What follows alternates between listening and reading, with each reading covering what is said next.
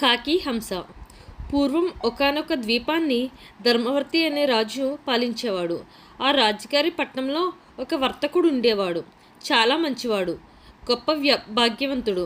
ఓ రోజు ఓ కాకి అతని పంచన చేరింది. అతని కొడుకులు దానికి ఎంగిలి మెతుకులు పెట్టి పెంచారు. అది బాగా బలిసి ఏ పక్షులు తనకు శరీరావని విర్రవీగుతూ ఉండేది. ఒకనాడు సముద్ర తీరంలో కొన్ని రాజహంసలు విహరిస్తున్నాయి. వాటిని కాకికి చూపించి, అన్ని పక్షుల కంటే బలమైన దానివి నువ్వు. ఆ హంసల కంటే ఎత్తు ఎగరాలి, సరేనా అన్నారు వర్తకుని పిల్లలు. ఎంగులు తిని బలిసిన ఆ వాయిసం తారతమ్య జ్ఞానం లేక హంసలు దగ్గరికి వెళ్ళి తనతో పందానికి రమ్మంది. హంసలన్నీ పక్కపక్క నవ్వాయి. మానస సరోవరంలో ఉంటాం, మహాబలవంతులం.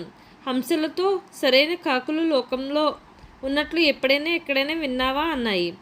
101 గతుల్లో పరిగెత్తడం చేతనవును నాకు. ఒక్కొక్క రకం గమనంలో 100 యోజనాలు వెళ్తాను. మీరెలా కావాలంటే అలా ఎగురుదాం, కావాలంటే పందెం కాద్దాం అంది కాకి. ఆ గతులు గమనాలు మాకు తెలియదు. మామూలుగా సముద్రం మీద నిటారుగా ఎగురుదాం. మేమంతా రావటం వృధా. మాలో ఏదో ఒక హంస నీతో పోటీకి వస్తుంది అన్నాయి మరాలాలు. అనటమే తడువు. ఒక హంస గుంపులోంచి బయటికి వచ్చింది. కాకి కూడా దాని వెనకాలే వెళ్ళింది. రెండు సముద్రం మీదుగా ఎగరడం మొదలుపెట్టాయి. హంస నెమ్మదిగా వెళ్తుంటే కాకి దానికి తన విన్యాసాలు చూపిస్తూ ఉంది. హంసను దాటిపోయి మళ్ళా వెనక్కి వచ్చి ఎగతాళిగా పిలవడం, ముక్కు మీద ముక్కు మోపడం, జుట్టు రేపుకొని తిరగడం, ఈకలతో రాయడం, నవ్వడం మొదలైన పనులన్నీ చేసింది. హంస చిరునవ్వు నవ్వి ఊరుకుంది. కాసేపటికి కాకి అలసిపోయింది. అప్పుడు పొడుగ్గా ఎగసి పడమరకు పరిగెత్తింది. కాకి ఎంత మాత్రం ఎగరలేక రొప్పుతూ బిక్కమొహం వేసింది. హంసను మించలేకపోగా ప్రాణభీతితో వ్యాకుల పడింది. అయ్యో, నా అవయవాలన్నీ వికలమైపోయాయి. కాసేపు ఎక్కడైనా ఆగుదామంటే పర్వతాలు, చెట్లు, లతలు ఏవి లేవక్కడ. ఈ సముద్రంలో పడితే మరణమే గతి అనుకుంటూ భయపడుతూ కళ్ళు తేలేసింది కాకి.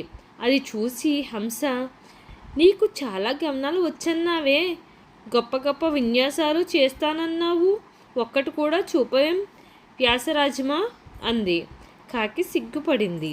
అప్పటికి అది సముద్రంలోకి దిగబడి పోవడానికి సిద్ధంగా ఉంది. ఎంగిలి తిని గర్వంతో కన్ను మిన్ను గనక నాకెదురెవరూ లేరని, ఎంతటి బలవంతులనైనా గెలవగలనని అనుకునేదాన్ని. నా సామర్థ్యం ఏమిటో నాకిప్పుడు తెలిసి వచ్చింది. నా యందు దయచేసి నన్ను రక్షించు అంటూ ఆర్తనాదం చేసింది కాకి. నీళ్ళలో మునిగిపోతూ కావుమని దీనంగా అరుస్తున్న కాకిని చూసి జాలిపడి హంస తన కాళ్ళతో దాని శరీరాన్ని పైకి లాగింది. చావు తెప్పించింది.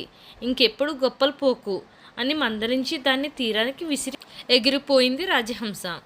కాకి లెంపలేసుకుంది. అలాగే వైశ్యపుత్రులు ఎంగిల్ తిన్న కాకిలాగా నువ్వు కూడా కౌరవుల ఎంగిల్ తిని అర్జున్ని ధిక్కరిస్తున్నావు. దీనివల్ల చేటు కలుగుతుంది సుమా, హెచ్చలకు పోకు అని యుద్ధభూమి దాంబికులు పలుకుతున్న కర్ణుడికి హితవు చెప్పాడు శల్యుడు. ఈ వీడియో మీకు నచ్చినట్లయితే please like, share and subscribe my channel Keerthisri creations.